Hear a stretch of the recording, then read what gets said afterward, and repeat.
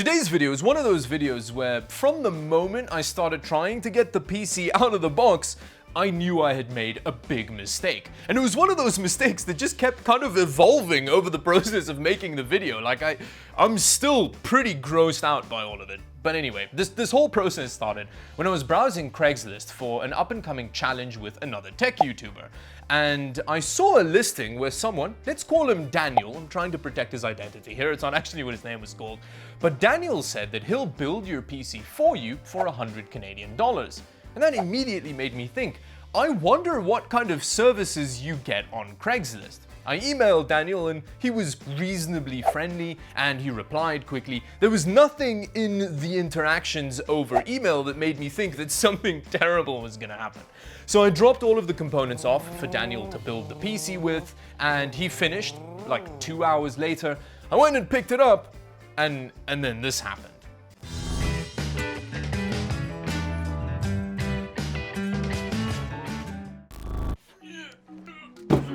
I'm actually really excited to see what the system looks like. It's always cool to see someone else build a PC and kind of how it turns out. As you can see here, I chose the Focus G fractal design case. Just throw a little bit of a curveball in there. This case does not have a PSU basement, which makes cable management and stuff like that a little bit more difficult. It's not a huge challenge, it's just a little bit more difficult. So I'm really excited. Let's get this out of here and see what it looks like.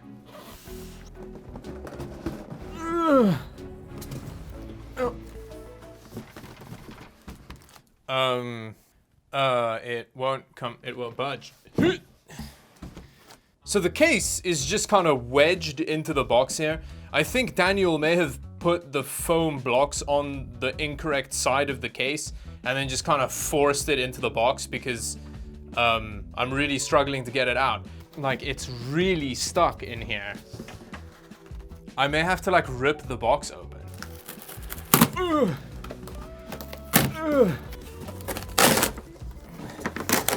This feels so unbelievably savage, but it's genuinely not my fault. Okay, there we go. So I've managed to savage it out of the box, but I do have a question now. Why is there so much hair on it? Look at that. I don't know how well it shows up on camera, but Daniel is clearly a very hairy man. There is just hair everywhere and it's so disgusting.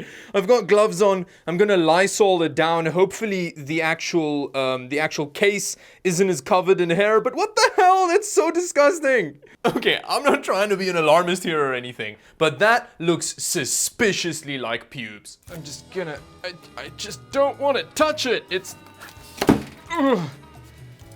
Okay, so I got, and it's the, oh, there's just this kind of hair all over it. So I'm gonna turn it around, and there we go. Let me just get the,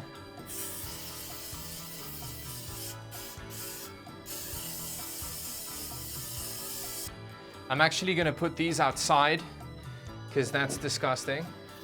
Okay, now we can get to the PC. So after that fairly shocking unboxing, I'm actually legitimately scared to open it. I don't know, maybe the inside's better. I'm hoping that Daniel's pet bear didn't get into the PC here. So let's just do that and then have a look at the handiwork in here. So there's a small remnant over there of Daniel's pet bear. I'll clean that off just now. But let's have a look at the inside of this system, which looks interesting. My first question is, I'm not entirely sure what's happening here. The SSD's kind of just, it's been screwed down at one point and it's just kind of dangling on the inside of the case. I mean, there's like 2 drive bays just down here, and I actually think, I mean, they have mounting holes for the SSD, so I'm not entirely sure. I'm not entirely sure why the SSD ended up in there. There's just like a SATA cable that it's like plugged into the motherboard, but it's just dangling up here. I mean, it's not supposed to be for the SSD because the SSD is plugged in. So I'm not entirely sure why we've got a dangler here. And then back here, we have a whole hornet's nest of stuff going on here. I mean, that's all the front I/O and like the front fans and stuff that's just dangling here, and it's not been plugged in particularly well.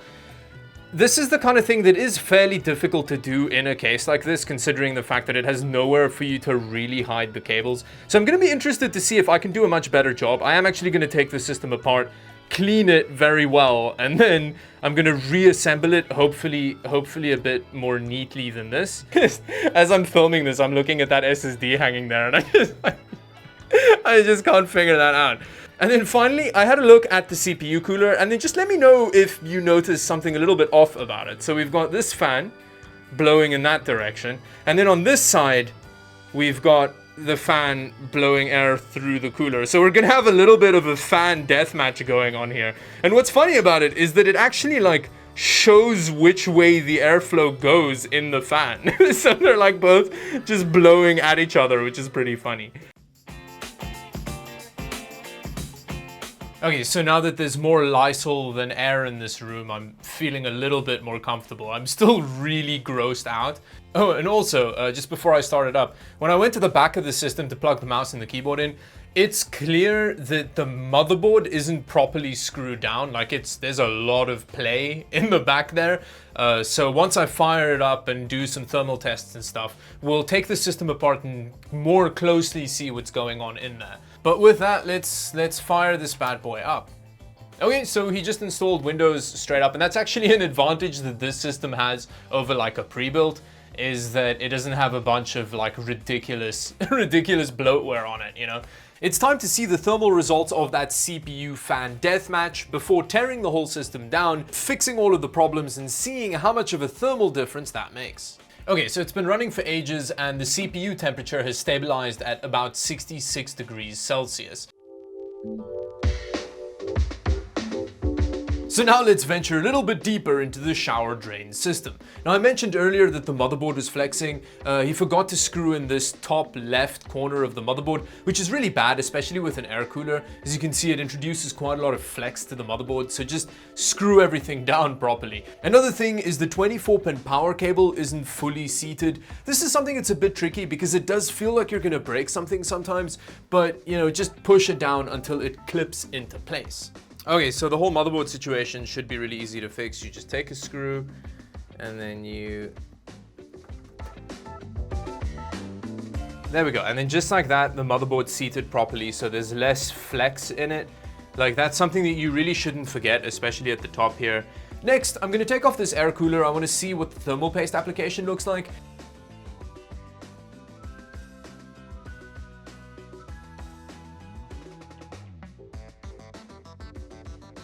The thermal paste application is perfectly serviceable, I guess. It's okay.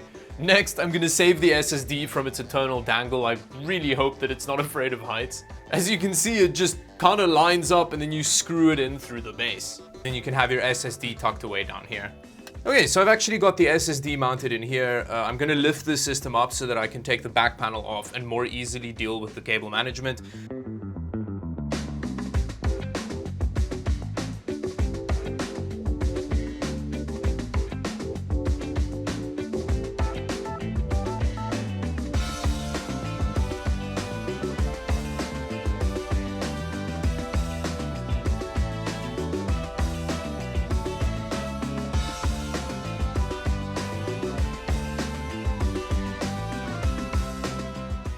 And here's what it looks like after about 15 to 20 minutes of cable management on my part. I think it looks a bit better, although it's still not perfect. You can see that there's still some cable mess down here. Although considering the design of the case, there's not much you can do about that kind of, you know, bit of cable mess down there.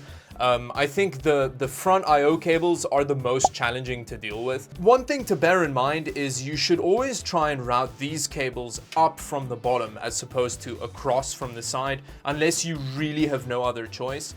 So for example, this audio connector over here has a little cutout on the back there that you can route it through. Now, once you have the power supply in, the actual head of the connector doesn't fit through there, but all you do is you unscrew the power supply, move it out the way, plug the connector in, and then move it back.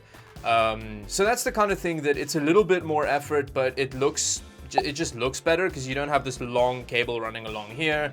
When it comes to the actual fans on the cooler, I did orient them correctly eventually, and I hid the cables a bit better. Oh, I almost forgot. Just before we get to the conclusion, I redid the thermal tests after turning the fan around on the cooler, and it made a 19 degrees Celsius difference, which is crazy. Apparently, it's a really bad idea pitting your fans against each other in a battle to the death. In conclusion, I think this serves as a really good example why you need to be careful on Craigslist. I genuinely was not expecting to get a system that was packaged essentially in the dude's pubic hair. Like, it's so disgusting.